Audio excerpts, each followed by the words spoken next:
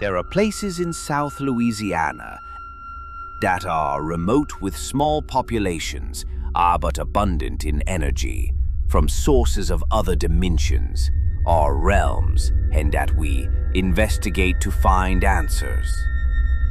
Mysterious events, voodoo, sightings, the supernatural, and the paranormal. Join the Cajun Hitmen on Paranormal Pursuit as they take you on a tour of South Louisiana and the Gulf Coast. Because one of you guys are the catalyst. I think you're definitely part of it. Frank and Benton bring out spirits, shadows, orbs, and startling energy like never seen before on video. Hi, I'm Frank Lavoie. And I'm Benton Lavoie with Cajun Hitmen. There it is. There it is. It's still there. And there's 2 or 3. Oh, look.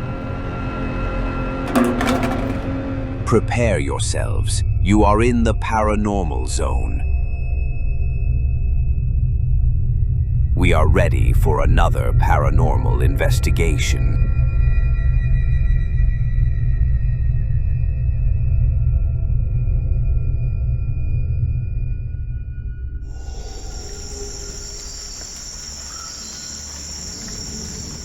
Just outside of Thibodaux, Louisiana, is a haunted casino called Diamond Jim's, where all the staff has a story to tell. Hello, my name is Lisa Dobson. I am the manager here at Diamond Jim's Casino in Thibodaux, Louisiana. The last couple of years, I have noticed certain activity going on in the casino when it's quiet and I'm here by myself. I'll hear tapping on the back counter like someone wants to cash in their tickets. And that's what our customers do normally, is they'll tap on the counter, because I've never had a doorbell until recently. So every 5 minutes I would turn around thinking that somebody was standing there and nobody would be there. So at some point I got to where I just said, stop doing that. And believe it or not, it would actually quiet down for a while, and then as I gradually get more customers in, the activities would stop. I hear tapping by the window. You can hear like they tapping their ticket, ready to be cashed out. Nobody's there. I have experience hearing the tapping. I've had a man yell at me. Nobody was here. And I mean nobody. And I know that the girls kept telling me over and over again that they were experiencing activity when they were trying to close at night. So I didn't really believe that at first. And so my coworker Lynette, she actually brought me in and showed me a video on my security cameras of what appeared to be a gentleman sitting at one of our older machines. And as I blew it up and kind of examined it, it really was a man sitting there who had a black hat on. And so I waited till a couple of nights, and the next morning I would go in and replay the video, and sure enough, he'd be there again. So as far as actually having someone back there, yes, he was definitely there. Would he make noise for me? No, not really. He just had a presence. My girls would normally be the ones who heard the activity. So other than the ticket clicking on the counter, that's pretty much the only experience I have. And the more the ladies brought this stuff to my attention, the more I realized they weren't joking around. There was really some kind of activity going on, but it's usually later at night. In my month and a half here, I experienced the microwave going off by itself when I walked there. It's staying on time 2:38. We witnessed a machine going off, ticket printed. It was supposed to be $8 ticket, but it showed 0. So when we went look at the camera, you could see a shadow right on the side next to it. So maybe that had something to do with it. The shadow that was on the next machine. I work mostly in the cage, and there was this one night, it was me and the security guard, we were talking, and they barely had anybody in here, and then all of a sudden you just hear the bathroom doors opening and closing, and I was like, Mr. Jimmy, can you go check on that? And he was like, no. So of course I did. Nobody was there. Nobody. I'm here to just kind of get behind the scenes with the investigation. I noticed as I was walking through, I was having trouble with my camera. Some of it wasn't actually fully going, sometimes it was. And when I followed some of the crew towards the back area, and they were explaining some of the situations they had, I'm filming behind, and all of a sudden an orb comes through, I noticed on my cell phone. Orbs are common with investigations, and some have enough energy to alter equipment. Later on, I'm still having difficulty with my camera, and I noticed looking back, as I was looking at some of my photos, I captured what seems to be, I'm assuming ectoplasm, if I'm saying that right, as one of the crew members was setting up. Things started heating up early at the casino. Beth, a corporate photographer, was invited to join us and use her camera skills to help us in our investigation. Besides her high-tech camera repeatedly malfunctioning in one specific spot where the apparition had been seen in the past, she later felt a burning sensation over her left eye, accompanied by a scratch. Could it be the spirit that seemingly didn't want their picture taken? We thank you, Beth, for taking one for the team, and we leave it to you, the viewers, to decide. I've experienced quite a lot. Chairs moving, doors banging. I've had them run through me. I've had them push me, call my name. The lights flicker. I've seen them in human form. And then when I go back to physically see it, they're not there, but I'm talking to them.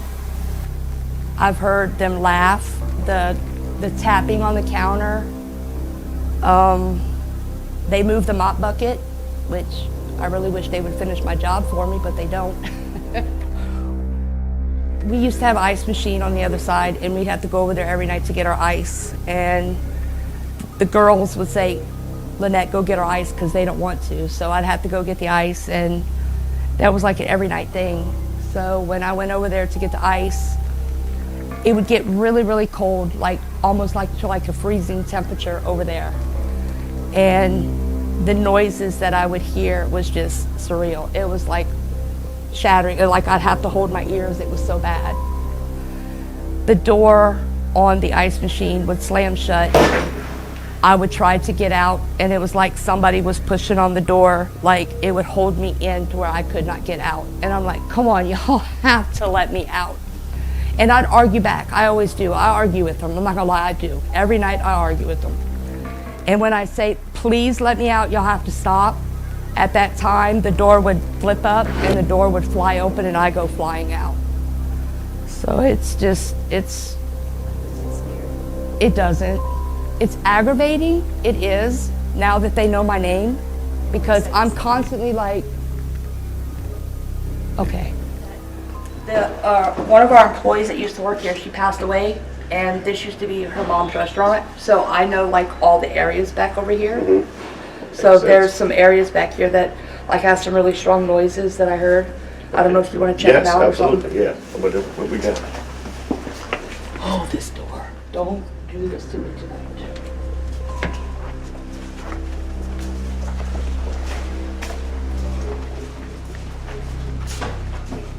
It basically comes from this room here. This used to be a freezer. Mm-hmm. So there would be like, there was more stuff in here. They moved it out, but you could hear like glass clacking in here, and it was like plates shattering, or like how you like we putting plates on a shelf. Mm-hmm. But as you can see, there's no dishes in there. It's like they were having like a lunch rush. Yeah. And that's basically what they were doing. But there's like nothing there, and that's what I heard. Well, this was always configured the same exact way? And I'm like, it's a freezer. What are y'all doing in here? Okay. Sounds like some kind of residual stuff going on. Where else is it? It's this, and then in this room over here.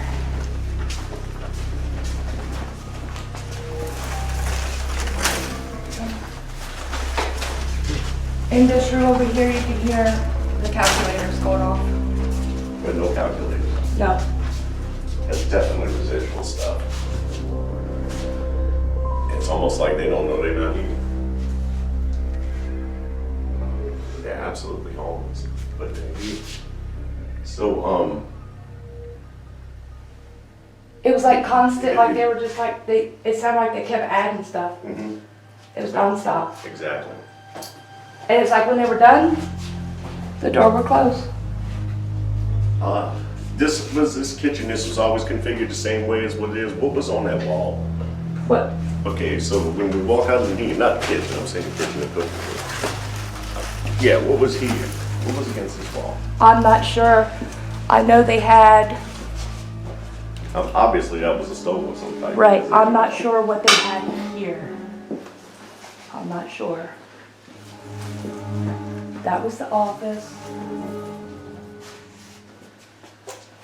You see the restroom, I think? Yeah. The heaviest presence is right here.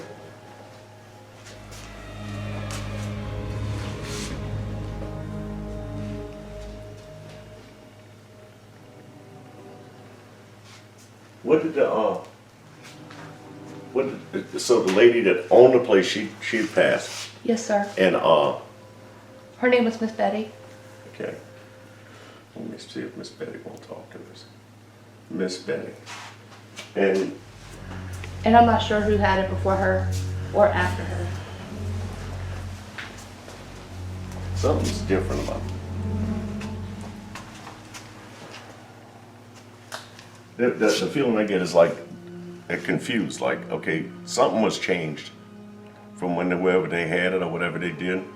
Makes any sense? It's like, you know, you like if you walked in your house and somebody moved all your furniture around. They're still here, but nothing's in the same place. That's probably why you hear plates clanging in there. Machines, well, because there's no machines, but.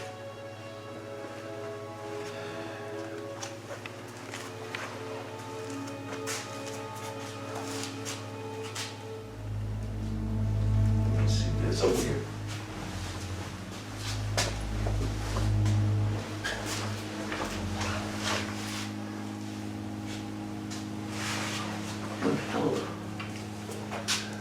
Don't have no.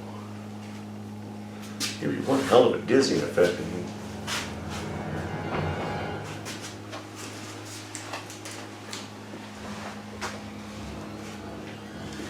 There's nothing there.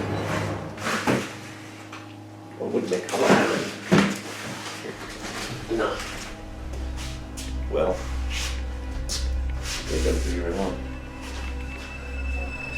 The way it feels, we ought to get some action tonight. I think she's like watching over the place, but she's still a little confused. I mean, it's weird. You would think they would know that the place has changed, you know, but, you know.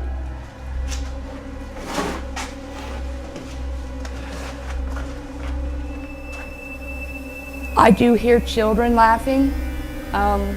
When Arlene was living, she chased them in the hall with a broom. Like, where are they gonna go? Up and down the hall with a broom.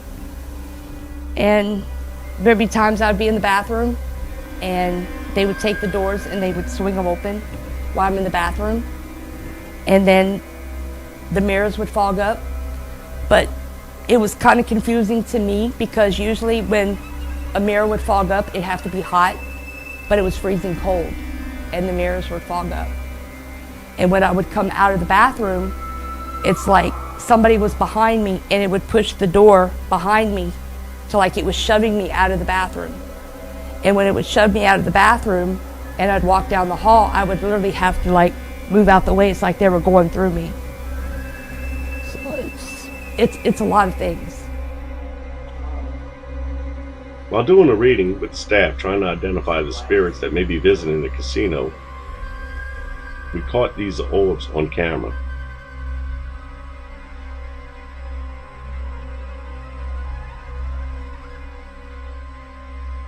And this one is very odd.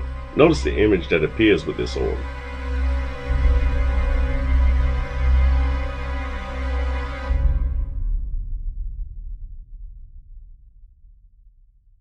Here's another mysterious orb we see moving across the kitchen.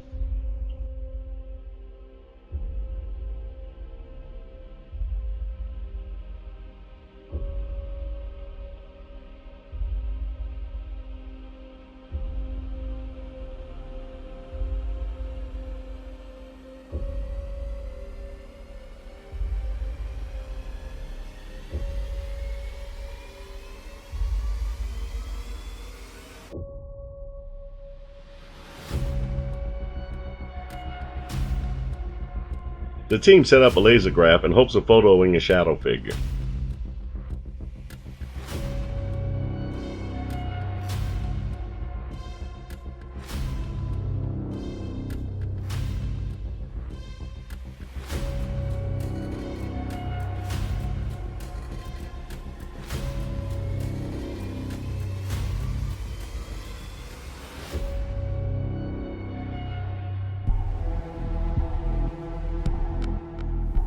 We have a gentleman that sits here quite frequently. I tried to take a picture, and when I try to take a picture, I'm not in the mirror.